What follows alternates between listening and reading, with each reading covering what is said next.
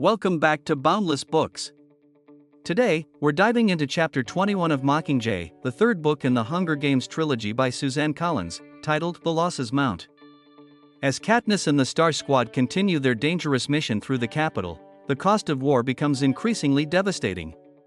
This chapter is filled with tension, grief, and shocking losses that remind us that victory in war often comes at a terrible price. After narrowly escaping the Mutts in the sewer tunnels, Katniss and the remaining members of the Star Squad emerge exhausted and traumatized.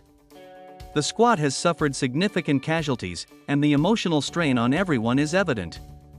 The capital, with its relentless traps and pods, continues to turn every street into a battlefield. The survivors seek refuge in a small shop where they attempt to regroup.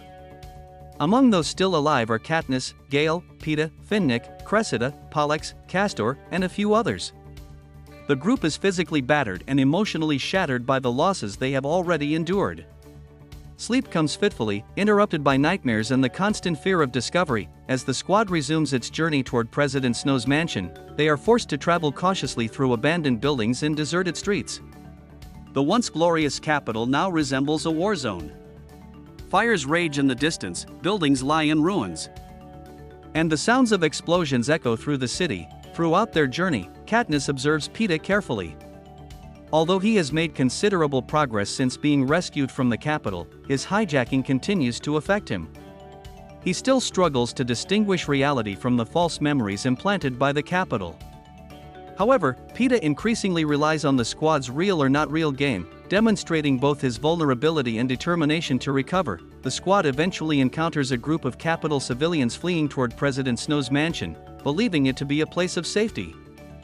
Snow has publicly announced that civilians may seek refuge there from the ongoing battle. Katniss realizes that Snow may be using these civilians as human shields, forcing the rebels to hesitate before launching an attack. Among the refugees are many wealthy capital citizens, carrying whatever possessions they could save. Katniss notices frightened children, elderly people, and families desperately seeking protection. For perhaps the first time, she truly sees ordinary capital residents as victims of the war rather than as privileged enemies. Many are terrified, confused, and caught in a conflict they did not create. As the squad moves among the refugees, they attempt to blend into the crowd. Their disguises and exhaustion help them avoid immediate suspicion. Yet the atmosphere is tense.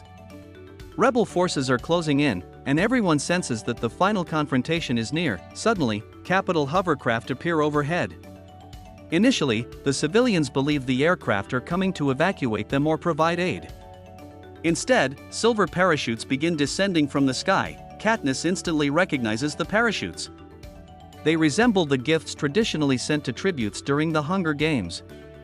Before she can fully process what is happening, the parachutes explode. The first wave of explosions devastates the crowd, killing and injuring countless civilians, including many children. Chaos erupts as survivors scream and flee in terror. Medical personnel rush forward to aid the wounded. Then, as rescuers gather among the injured, a second wave of explosions detonates. The tactic is horrifyingly familiar, a double explosion strategy designed specifically to kill first responders. Katniss watches in horror as medics and civilians alike are consumed by the blasts. Among those rushing to help is Katniss's beloved sister, Prim. Katniss catches a brief glimpse of Prim in her medic uniform just moments before the second explosion engulfs her in flames. The sight is devastating. Katniss screams Prim's name, but the force of the explosion overwhelms her. She is thrown backward, suffering severe burns and injuries. The world dissolves into fire, smoke, and darkness as she loses consciousness. The chapter ends on one of the most heartbreaking moments in the entire series. Katniss, who volunteered for the Hunger Games years earlier solely to save Prim, witnesses what appears to be her sister's death in the final days of the war.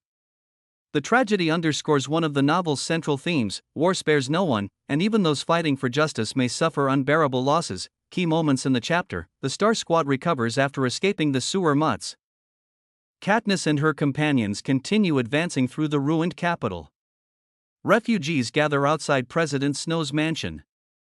Katniss realizes Capitol civilians are being used as human shields. Silver parachutes descend from hovercraft. The parachutes explode, killing civilians and medics. Katniss sees Prim moments before the second explosion. Katniss is injured and loses consciousness. Differences between the book and the movie. 1. In the book, Katniss's observations about Capitol civilians and her reflections on war are explored in much greater depth. 2. The novel provides more detailed descriptions of the refugee crowd and the emotional atmosphere before the bombing. 3. Katniss's internal realization about the similarity between the parachutes and Hunger Games sponsor gifts is more pronounced in the book. 4. The movie visually dramatizes the explosion sequence, while the book emphasizes Katniss's emotional shock and confusion. Chapter 21, The Losses Mount, marks one of the most tragic turning points in Mockingjay. The devastating bombing outside Snow's mansion changes everything for Katniss. The apparent loss of Prim, the very person Katniss sought to protect from the beginning, forces readers to confront the true cost of war. This heartbreaking chapter sets the stage.